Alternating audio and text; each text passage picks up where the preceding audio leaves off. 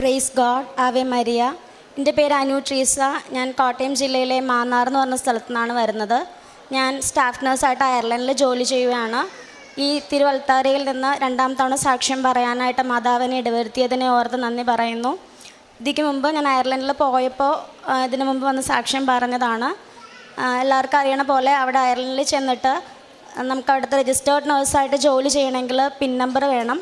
ആ പിൻ നമ്പറിന് വേണ്ടിയിട്ട് ആപ്റ്റിറ്റ്യൂഡ് എന്ന് പറഞ്ഞൊരു ടെസ്റ്റ് എക്സാം ഉണ്ടായിരുന്നു. അത് 14 പലരും അതിനെക്കുറിച്ച് ഇവിടെ സാക്ഷ്യം പറഞ്ഞിട്ടുള്ളതാണ്. ഒരു 14 സ്റ്റേഷൻസിലൂടെ പോകണം നമ്മൾ ആ ഒരു എക്സാമിന് വേണ്ടിയിട്ട്. 10 മിനിറ്റ്സ് ഈച്ചാണ് ഓരോ സ്റ്റേഷനിലുള്ളത്. 14 ഇൻ്റർലൊക്കേറ്റേഴ്സ് ആയിരിക്കും അവിടെ എക്സാമിനേഴ്സായിട്ട് ഇരിക്കുന്നത്. പൊതുവേ ഇംഗ്ലീഷ് സ്പീക്ക് ഔട്ട് ചെയ്യാൻ എനിക്കിത്തിരി സ്ട്രെസ്ഡാണ്. ഞാൻ സ്പീക്ക് ഔട്ട് ചെയ്യുമ്പോൾ എഴുതാനും ലിസണിങ് ഒന്നും വലിയ പ്രശ്നമില്ല. അപ്പോൾ ഈ ആപ്റ്റിറ്റ്യൂഡ് എക്സാം എന്ന് പറഞ്ഞിട്ടുണ്ടെങ്കിൽ നമ്മൾ എങ്ങനെ ആ ഒരു 10 മിനിറ്റ്സ് പെർഫോം ചെയ്യണം എന്നുള്ളതിനാണ്. ചെയ്യണേലും കൂടുതലായിട്ട് അവർ വൈവ ചോദിക്കും. അതൊക്കെ നമ്മൾ പറയണതിനനുസരിച്ചിട്ടാണ് അവർ സ്കോർ ചെയ്യുന്നത്.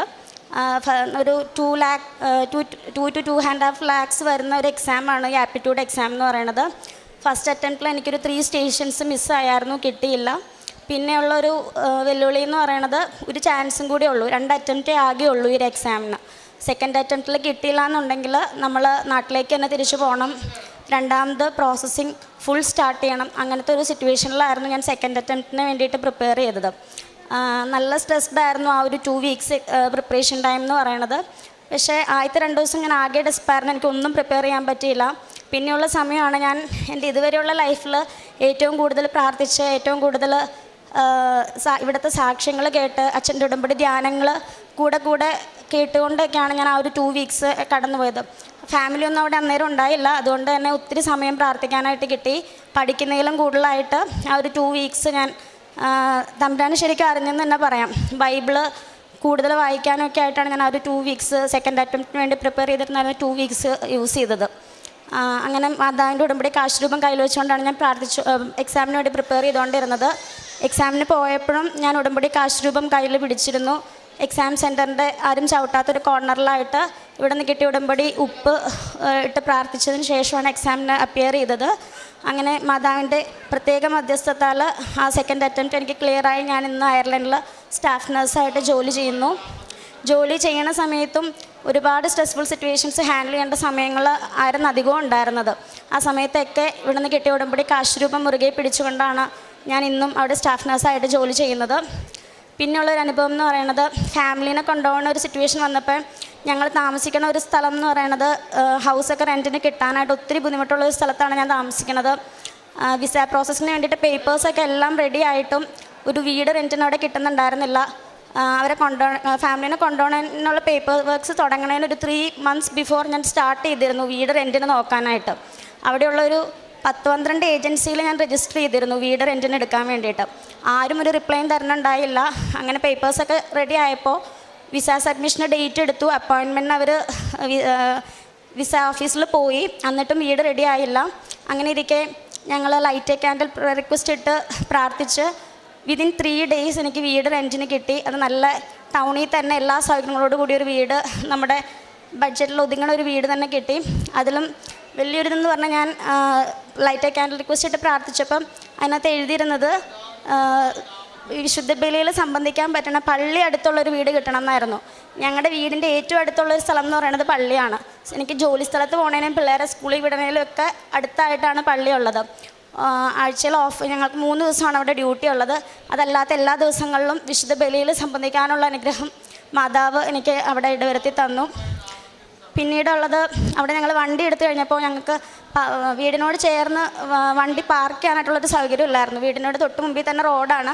അപ്പം നമുക്ക് അവിടെ പാർക്കിംഗ് സൗകര്യം വേണമെന്നുണ്ടെങ്കിൽ നമ്മുടെ ഇവിടുത്തെ പോലെ റോഡിൽ അങ്ങനെ കാറുകൾ നമ്മുടെ വണ്ടികൾ ഇടാൻ പറ്റില്ല. അവിടുത്തെ കൗൺസിലിൻ്റെ പ്രത്യേക ഒരു കാർഡുണ്ടെങ്കിൽ മാത്രമാണ് നമുക്കവിടെ കാറ് പാർക്ക് ചെയ്യാൻ പറ്റുള്ളൂ. വണ്ടി എടുത്തിട്ടും നമ്മൾ ഒത്തിരി കയ്യിൽ നിന്ന് കാശ് കൊടുത്ത് പാർക്ക് ചെയ്യേണ്ട ഒരവസ്ഥയായിരുന്നു. അപ്പോൾ അതിനകത്ത് ഉണ്ടായതെന്ന് പറഞ്ഞാൽ അവിടുത്തെ കൗൺസിലിൽ ഞങ്ങൾ അപ്ലൈ ചെയ്തപ്പോൾ അവർ പറയണത് എനിക്ക് ലൈസൻസ് ഇല്ല അവിടെ. ഹസ്ബൻഡിൻ്റെ പേരിൽ ലൈസൻസും വണ്ടി എൻ്റെ പേരിലും ആയിരുന്നു. അപ്പോൾ രണ്ടും ഒരാളുടെ പേരിലാണെങ്കിൽ മാത്രമാണ് പാർക്കിങ്ങിനുള്ള കാർഡ് അവർ ഇഷ്യൂ ചെയ്യുള്ളൂ എന്നാണ് പറഞ്ഞത്. അപ്പോൾ അവർ പാർക്കിങ്ങിന് പറ്റില്ല, നിങ്ങളെപ്പോഴും പാർക്കിംഗ് ഏരിയ എവിടെയാണോ പേയ്മെൻറ്റ് അടച്ച് തന്നെ പാർക്ക് ചെയ്യണം എന്നാണ് പറഞ്ഞത്. അപ്പം അങ്ങനെ ഇരിക്കെ വണ്ടി എടുത്തിട്ടും നമ്മുടെ ആവശ്യത്തിന് വണ്ടി യൂസ് ചെയ്യാൻ കുറേ ദൂരത്ത് പോയി പാർക്ക് ചെയ്യണം, അങ്ങനെ ഒരു അവസ്ഥയായിരുന്നു. അങ്ങനെ ഒരാഴ്ചയൊക്കെ കഴിഞ്ഞപ്പോൾ നമുക്ക് തന്നെ തോന്നി മാതാവിന് അസാധ്യമായിട്ടൊന്നുമില്ല, ഇതിലും വലിയ എന്തൊക്കെ പേപ്പേഴ്സാണ് മാതാവ് എല്ലാവർക്കും ഓരോ അനുഗ്രഹങ്ങളിലൂടെ സാധിച്ചു കൊടുക്കുന്നത്. അങ്ങനെ ഞങ്ങൾ ലൈറ്റൽ കാൻഡിൽ പ്രേ റിക്വസ്റ്റ് ഇട്ട് ഈ സെയിം പേപ്പേഴ്സ് തന്നെ വെച്ച് ഇതിൻ്റെ ഓഫീസിൽ ഒന്നും കൂടി പോയി അപ്ലൈ ചെയ്തു. അന്നേരവും ഞങ്ങൾ ഇതുപോലെ ഇവിടുന്ന് ലഭിച്ച ഉടമ്പടി ഉപ്പ് ആ ഓഫീസിൻ്റെ ഒരു കോർണറിൽ ഇട്ടതിന് ശേഷമാണ് ഞങ്ങൾ ഇതിന് അപ്ലൈ ചെയ്ത് അവിടെ സബ്മിറ്റ് ചെയ്തത്. അതും അത്ഭുതകരമായിട്ട് ആദ്യം റിജക്റ്റ് ചെയ്തിരുന്ന ആ ഒരു ആപ്ലിക്കേഷൻ വിതിൻ 2 to 3 days ഞങ്ങൾക്ക് അതിൻ്റെ അത് സാങ്ഷനായി. ഞങ്ങളുടെ വീടിൻ്റെ തൊട്ട് മുമ്പിലെ റോട്ടിൽ തന്നെ റോഡ് പാർക്ക് ചെയ്യാനായിട്ടുള്ളൊരു സാങ്ഷൻ കിട്ടി. അതും ഞങ്ങളുടെ മെറിറ്റ് കൊണ്ട് വിചാരിച്ചാൽ നടക്കാൻ പറ്റാത്ത കാര്യമാണ്. ആ ഒരു പെട്ടെന്ന് കുറച്ച് ദിവസം കൊണ്ട് അവിടെ എനിക്കൊരു ലൈസൻസ് എടുക്കണമെന്ന് പറയണമെന്ന് നടക്കുന്ന കാര്യമല്ല. അപ്പോൾ മാതാവിൻ്റെ പ്രത്യേക ഇടപെടൽ കൊണ്ട് അങ്ങനെ ഒരു കാര്യം സാധിച്ചു കിട്ടി. പിന്നെ ഞങ്ങളുടെ പ്രാർത്ഥനാ ജീവിതത്തിലെന്ന് പറഞ്ഞാൽ നാട്ടിലായിരിക്കുമെന്ന് പറഞ്ഞാൽ ചെറിയ പിള്ളേരുണ്ട്, അങ്ങനെ ഓരോ ഇഷ്യൂസൊക്കെ പറഞ്ഞാൽ ഞങ്ങളുടെ കുടുംബ പ്രാർത്ഥന ചെല്ലാറില്ലെന്ന് തന്നെ പറയാം. പ്രാർത്ഥനയ്ക്ക് ഇരുന്നാലും പിള്ളേർ കളിയാണ്.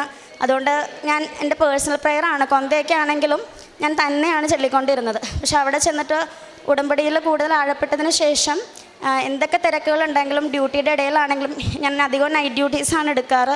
നൈറ്റിന് പോകുന്നതിന് മുമ്പ് കുടുംബ പ്രാർത്ഥന ജപമാല ചൊല്ലിയതിന് ശേഷം മാത്രമാണ് നൈറ്റ് ഡ്യൂട്ടിക്കാണെങ്കിലും അല്ലെങ്കിൽ അല്ലാത്ത ഡേ ഡ്യൂട്ടീസ് എടുക്കുന്ന സമയത്താണെങ്കിലും കുടുംബ പ്രാർത്ഥന ഒട്ടും തന്നെ മുടക്കാറില്ല.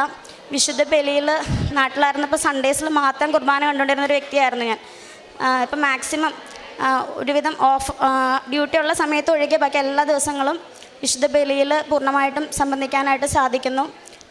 ഞങ്ങൾ അതുപോലെ ഞാൻ പോയപ്പോഴാണെങ്കിലും ഹസ്ബൻഡൊക്കെ അങ്ങോട്ട് വന്നപ്പോഴാണെങ്കിലും ഇവിടെ നിന്ന് ഇംഗ്ലീഷ് പത്രവും മലയാളം പത്രമൊക്കെ നമ്മുടെ അവിടെ എല്ലാവർക്കും നഴ്സിംഗ് ഹോമിലും ഞാൻ ജോലി ചെയ്യുന്ന സ്ഥലത്തും അവിടെ എല്ലാവർക്കും കൊടുക്കാനായിട്ട് ശ്രമിച്ചിരുന്നു.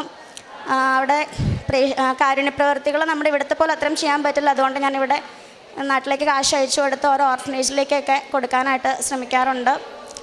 ഇതൊക്കെയാണ് എൻ്റെ പ്രാർത്ഥനാ ജീവിതത്തിൽ വന്ന മാറ്റങ്ങൾ. ഇത്രയും അനുഗ്രഹങ്ങൾ നേടിത്തന്ന പരിശുദ്ധ അമ്മയ്ക്കും ഈശോയ്ക്കും 1000 നന്ദി പറയുന്നു.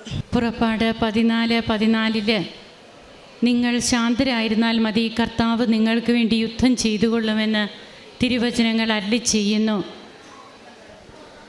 തങ്ങളുടെ ജീവിതത്തിൽ വിദേശത്തേക്കൊക്കെ പോകുന്ന മക്കൾ അവരുടെ പ്രൊഫഷനിൽ വരുന്ന പിന്നീട് ആ പ്രൊഫഷൻ അവിടെ രജിസ്റ്റേർഡൊക്കെ ആകുവാനായിട്ട് അവർക്കുണ്ടാകുന്ന ബുദ്ധിമുട്ടുകൾ, അയർലൻഡിലെ രജിസ്റ്റേർഡ് നേഴ്സാകണമെങ്കിൽ ആപ്റ്റിറ്റ്യൂഡ് ടെസ്റ്റ് പാസ്സാകണം. ആ കാര്യമാണ് ഈ മകൾ ഇവിടെ തൻ്റെ 2ാമത്തെ സാക്ഷ്യമായിട്ട് പങ്കുവയ്ക്കുന്നത്. കർത്താവ് യുദ്ധം ചെയ്തുകൊള്ളും, നമ്മളോട് ശാന്തരായിരിക്കാനാണ് തിരുവചനത്തിലൂടെ പറയുക. വാഗ്ദാന നാട് തേടിയുള്ള ദൈവജനത്തിൻ്റെ ശക്തിയായിട്ട് അവരുടെ കൂടെ സഞ്ചരിക്കുന്നത് സാക്ഷ്യപേടകമാണ്. ആ സാക്ഷ്യപേടകത്തിൻ്റെ വിശുദ്ധിയിലും ശക്തിയിലുമാണ് അവർ തങ്ങൾക്കുണ്ടാകുന്ന തടസ്സങ്ങളൊക്കെ തരണം ചെയ്ത് ഇസ്രായേൽ ജനത, ദൈവത്തിൻ്റെ തിരഞ്ഞെടുക്കപ്പെട്ട ജനത വാഗ്ദാന നാട്ടിലേക്ക് പോകുന്നത്, വാഗ്ദാന നാട് പ്രാപിക്കുന്നത്. തങ്ങൾ അറിയുകയും പരിചയവും ഇല്ലാത്ത ഒരു ദേശത്ത് ചെന്നിട്ട് അവിടുത്തെ കാര്യങ്ങളിലൊക്കെ ഉടമ്പടിയെടുത്ത മക്കൾക്ക് കൂട്ടിനായിട്ടുള്ളത് ഈ ഒരു വാഗ്ദാന പേടകത്തിൻ്റെ ശക്തി തന്നെയാണ്. പുതിയ നിയമത്തിലെ വാഗ്ദാന പേടകമായ പരിശുദ്ധ അമ്മയുടെ മധ്യസ്ഥതയിൽ എടുക്കുന്ന ഉടമ്പടി, ആ ഉടമ്പടിയിൽ അമ്മയാണ് നമ്മോടൊത്ത് വരുന്നത്. സാക്ഷ്യത്തിലൊക്കെ സാക്ഷ്യം പറയുന്ന മക്കൾ തന്നെ പറയാറുണ്ട്, അമ്മ സഞ്ചാരി മാതാവാണ്, അമ്മ ഞങ്ങളുടെ കൂടെ വരണം, അമ്മ അവിടെ വന്ന് കാര്യങ്ങളൊക്കെ ക്രമപ്പെടുത്തണം. അങ്ങനെയൊക്കെ സാക്ഷ്യത്തിലൂടെ ഓരോ വ്യക്തികളും കുടുംബങ്ങളുമൊക്കെ ഇവിടെ വന്ന് പറയുമ്പോൾ തീർച്ചയായും വാഗ്ദാന പേടകമായ അമ്മ എങ്ങനെയാണ് ഈ മകളുടെയും കുടുംബത്തിൻ്റെയും ജീവിതത്തിൽ ഇടപെട്ടതെന്നുള്ളതാണ് നാം ശ്രദ്ധിക്കേണ്ടത്. തൻ്റെ ടെസ്റ്റ് അത് ആദ്യമേ തന്നെ ഫെയിലാകുന്നു. 3 അറ്റംപ്റ്റാണുള്ളത്, 2 അറ്റംപ്റ്റാണുള്ളത്. 1 കിട്ടിയില്ല. പിന്നീട് അതിനെത്രമാത്രം പൈസ ചിലവുണ്ട് എന്നുള്ളതൊക്കെ ഈ മകളിവിടെ പറഞ്ഞു. അപ്പോഴത്രയേറെ പൈസ മുടക്കിയാണ് എക്സാം എഴുതുക. ആദ്യത്തെ അറ്റംപ്റ്റ് പോയി, ഇനി അവിടെ അത് പാസ്സായില്ലെങ്കിൽ പിന്നീട് ഈ മകൾക്ക് നേരിടാൻ പോകുന്നത് ആ മകളുടെ പ്രൊഫഷൻ തന്നെയാണ്. അപ്പോഴങ്ങനെയുള്ള സാഹചര്യത്തിലാണ് വീണ്ടും തൻ്റെ ഉടമ്പടി ജീവിതം, അതായത് ഉടമ്പടിയിൽ തന്നെയാണ് ഈ മകൾ നിൽക്കുന്നത്. ഉടമ്പടി ജീവിതത്തിൽ എങ്ങനെയാണ് അമ്മ ഈ മകളുടെ സഹായത്തിനെത്തുക? ഈശോയോട് അമ്മ ഇങ്ങനെ പറഞ്ഞുകൊണ്ടാണ് ഇരിക്കുന്നത്. അതുകൊണ്ട് നാം ആരും പിറകോട്ട് പോകരുത്. എപ്പോഴും അമ്മ പറഞ്ഞുകൊണ്ടിരിക്കും, മോനെ അവർക്ക് വീഞ്ഞില്ല. അതായത് നമ്മുടെ കുടുംബത്തിൻ്റെ ഓരോ അവസ്ഥകൾ, നമ്മുടെ ജീവിതത്തിലെ ഇല്ലായ്മയുടെ അവസ്ഥകൾ ഇത് അമ്മ പറഞ്ഞുകൊണ്ട് തന്നെയാണ് ഇരിക്കുന്നത്.